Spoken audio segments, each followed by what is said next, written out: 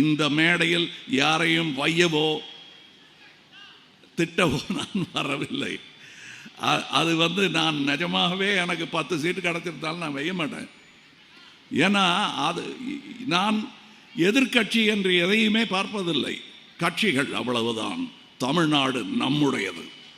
இது முதல் முறை அல்ல. அநீதி தமிழகத்திற்கு நிகழும் போதெல்லாம் கொடி உயர்த்தி பிடித்தது இந்த திராவிட குடும்பம். அதில் நானும் ஒருவன் என்பதில் எனக்கு எந்த சந்தேகமும் கிடையாது, எந்த சங்கோஜமும் கிடையாது. ஆனால் நான் எழுப்பிய குரல், அதற்கான காரணம் இன்னும் அப்படியே இருக்கிறது என்று என்றோ சொன்னார்.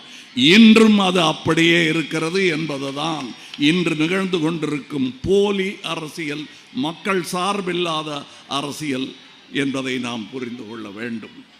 எங்களுக்கு தெரியும். ஆனால் நீங்கள் இப்பொழுது வைத்து காட்டும் அந்த 33 விழுக்காடு என்பது தூண்டில் நுனியில் வைத்திருக்கும் சின்ன மீன். அதை கவ்வ மாட்டோம். திராவிடம் நாடு தழுவியது என்று நான் முரசொலி மீட்டிங் ஒன்றில் சொல்லும்போது அந்த கூட்டத்தில் புருவங்கள் உயரவில்லை. அது தெரிந்த கூட்டம்தான் அங்கே அமர்ந்திருந்தார்கள். அது தெரியாதவர்கள் புருவம் உயர்த்தினார்கள். அதற்கான சான்று இங்கே இந்த மேடையில் அமர்ந்திருக்கிறது. நான் பேசுவதற்கான குறிப்புகளை எல்லாம் பெரியார் அவர்கள், அண்ணா அவர்கள், இவருடைய தந்தையார் அவர்கள் எல்லாம் எழுதி கொடுத்து விட்டு போய்விட்டார்கள். இன்று நிகழும் கொடுமையான அரசியலில் சொல்ல வேண்டிய சில கருத்துக்கள் தான் இருக்கிறன. இவையும் அண்ணா எதிர்பார்த்தது தான்.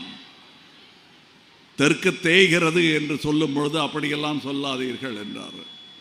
பின் அவர் எடுத்த ஒரு எழுச்சி கொள்கையை பின்வாங்க வேண்டியது நாட்டுக்காகத்தான் செய்தார் அவர். ஆனால் நான் எழுப்பிய குரல், அதற்கான காரணம் இன்னும் அப்படியே இருக்கிறது என்று என்றோ சொன்னார். இன்றும் அது அப்படியே இருக்கிறது என்பதுதான் இன்று நிகழ்ந்து கொண்டிருக்கும் போலி அரசியல், மக்கள் சார்பில்லாத அரசியல் என்பதை நாம் புரிந்து கொள்ள வேண்டும். நான் இங்கே வந்திருக்கிறது திராவிட முன்னேற்ற கழகத்தின் ஆட்சி அமைய பிரச்சாரத்திற்கு மட்டுமல்ல. நாளை நமக்கு நடக்கப் போகும் அநீதிக்கு எதிரான குரலாகவும் எழுச்சி குரலாகவும் இது இருக்க வேண்டும். 33 விழுக்காடு பெண்கள் உரிமையாக ஒதுக்க வேண்டும் என்பதை நாங்கள் என்றோ சொல்லிக் கொண்டிருக்கிறோம். நாங்கள் என்று சொல்லும்போது ஒரு திராவிட கட்சி அல்ல, அத்தனை பேரும் சொல்லிக் கொண்டிருந்த விஷயத்தை இன்றுதான் புதிய கண்டுபிடிப்பு போல் நீங்கள் சொல்லிக் கொண்டிருக்கிறீர்கள்.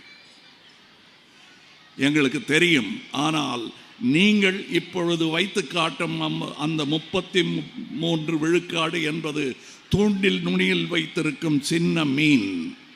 அதை கவ்வ மாட்டோம், விவாதிப்போம். இதையும் டீலிமிட்டேஷன் என்று சொல்லும் உங்கள் சூழ்ச்சியும் ஒன்றாக இணைக்கக்கூடாது என்பதை நீங்களும் ஒத்துக்கொண்டுதான் இது வேறு அது வேறு, ரெண்டையும் ஒன்றாக பேசுவோம் என்கிறீர்கள். தேர்தல் முடியட்டும் பேசலாம் என்றால் உடனே பேசலாம் என்கிறீர்கள். நான் அங்கே மக்கள் நீதி மையத்தின் சார்பாக இங்கே இருக்கும் திராவிட தலைவர்கள் எல்லாம் என்னை ராஜ்யசபைக்கு அனுப்பி வைத்திருக்கிறார்கள். அந்த குரலாக நான் அங்கே செல்ல வேண்டும். அனுமதி உண்டா, இல்லை பிரச்சாரத்தை தொடர வேண்டுமா என்று முதல்வர் அவர்களிடம் கேட்டேன். பிரச்சாரத்தை விட இந்த தேர்தலை விட முக்கியமானது தமிழகத்தின் எதிர்காலம், நீங்கள் போயே ஆக வேண்டும் என்று சொன்னது உண்மை. அதைத்தான் நான் செய்ய போகிறேன். நாளை கருப்பு கொடி இயக்கம் நடத்த வேண்டும் என்று சொன்ன பொழுது சகோதரி சொல்லி கொண்டிருந்த போது என் காதில் சொன்னார், நாளைக்குத்தானே சொன்னேன், நீங்கள் இன்றே போட்டுக்கொண்டு வந்து விட்டீரே என்று சொன்னார். நான் என்றோ போட்டுக்கொண்டு விட்டேன் இந்த கலரை. ஆனால் கொடி நாளை உயரும். இது முதல் முறை அல்ல. அநீதி தமிழகத்திற்கு நிகழும் போதெல்லாம் கொடி உயர்த்தி பிடித்தது இந்த திராவிட குடும்பம். அதில் நானும் ஒருவன் என்பதில் எனக்கு எந்த சந்தேகமும் கிடையாது, எந்த சங்கோஜமும் கிடையாது. இன்று இந்த பாடலை நான் எழுதியது நமக்காக, ஒரு கழகத்திற்காக மட்டுமல்ல, திராவிட குடும்பத்திற்காக. இது நம் பாட்டாக மாற வேண்டும், அதற்கு அனுமதி வேண்டும் என்று நான் முதல்வரிடம் கேட்கும் பொழுது கலைஞரிடம் கேட்டது போலவே எனக்கு தோன்றியது. அவர் இருந்திருந்தால் என்ன சொல்லி இருப்பாரோ அதையே தான் இவரும் சொன்னார். அந்த புன்னகையின் சாயல் தானே இது. அதே சாயலை நான் இங்கே பார்த்தேன். எனக்கு மிக்க மகிழ்ச்சி. இதை நான் இந்த திராவிட பல்லக்கை தூக்குவதற்கு என் தோளை கொடுக்க கிடைத்த ஒரு வாய்ப்பாக எண்ணித்தான் நான் இங்கே வந்திருக்கிறேன். நான் அமரும் நாற்காலிக்காக வரவில்லை. இங்கே முதல்வரை 2 கிலோமீட்டர் நடத்தி கூட்டிகிட்டு வரீங்களே, அது நியாயமாக பாருங்கள் அப்படின்னு. அவருக்கு இன்னும் 10 நாள் வேலை இருக்குன்னு நானும் கொஞ்சம் சந்தேகப்பட்டேன். அப்புறம் யோசித்தேன், நாட்டையே நடத்தி கொண்டு இருக்கிறார், தமிழ்நாட்டையே 365 நாளும் டெய்லி காலையில் நடந்துக்கிட்டு இருக்காரு. அவருக்காக பதற வேண்டாம், தமிழகத்திற்காக பதற வேண்டிய நேரம் இது. அதற்காக குரல் கொடுக்க வேண்டிய நேரம் இது. ஒரே ஒரு சின்ன கருத்தை சொல்லிக்கொண்டு முதல்வர் பேசுவதற்கும் அடுத்த பிரச்சார கூட்டத்திற்கு போவதற்கும் தாமதமாகிவிடக்கூடாது என்பதற்காக சொல்லுகிறேன். இந்த 33 விழுக்காடு எனும் இந்த தூண்டில் சின்ன மீனை இங்கு சொல்லி புரிய வைத்து விடலாம். ஆனால் இந்த கல்வி அறிவு உத்தரப்பிரதேசத்தில் கிடையாது, வேறு எங்குமே கிடையாது என்பதுதான் சரித்திரமும் கணக்கும் டாட்டாவும் சொல்லுகிறது. இவர்கள் அறிவித்த நலத்திட்டங்களின் மூலம் 34 விழுக்காடு பெண்கள் கல்வியில் சேருவது அதிகரித்திருக்கிறது என்பதுதான் உண்மை. அது நாட்டிலேயே இங்குதான் நடக்கிறது என்பதுதான் உண்மை. இங்கு உங்களுக்கு சொல்லி புரிய வைத்து விடலாம். கல்வி அறிவு இங்கே அதிகம், ஆனால் அது இல்லாத பல மாநிலங்கள் இருக்கின்றன. அவைகளுக்கும் சேர்த்து குரல் கொடுப்பது தமிழகம், தமிழ்நாடு என்பதை நாளை சரித்திரம் சொல்லும். இன்று எப்படி நமக்கு பல துறைகளில் நாம் முதலிடம் வகிக்கிறோம் என்ற அந்த உண்மையை கசந்தாலும் அவர்கள் ஒத்துக்கொள்ள வேண்டிய நிலைமை இன்று இருக்கிறது. நான் இந்த பாடலில் வரும் வரிகளை நீங்கள் உற்று கேளுங்கள், தெளிவாக செவிசாயுங்கள். உங்கள் வீடு வந்து அடையும்.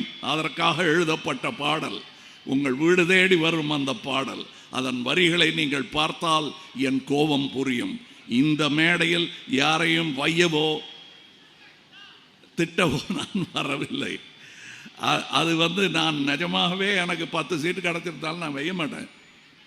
ஏன்னா நான் எதிர்கட்சி என்று எதையுமே பார்ப்பதில்லை. கட்சிகள் அவ்வளவுதான். தமிழ்நாடு நம்முடையது. சித்தாந்தங்கள் மாறுதலாக இருந்தாலும் அவற்றை அரவணைக்க வேண்டும் என்பதற்கு எடுத்துக்காட்டாக உள்ளார் சகோதரர் ஸ்டாலின் அவர்கள். அதற்கு மேல் என்ன வேண்டும்? நானும் பேசியிருக்கிறேன், ஆனால் நான் பேசியது விமர்சனம் மட்டும்தான். நான் சொன்ன திட்டங்களை எல்லாம் மகளிர் உதவி திட்டம் என்று நாங்கள் மேனிஃபெஸ்டோவில் எழுதித்தான் இருந்தோம்.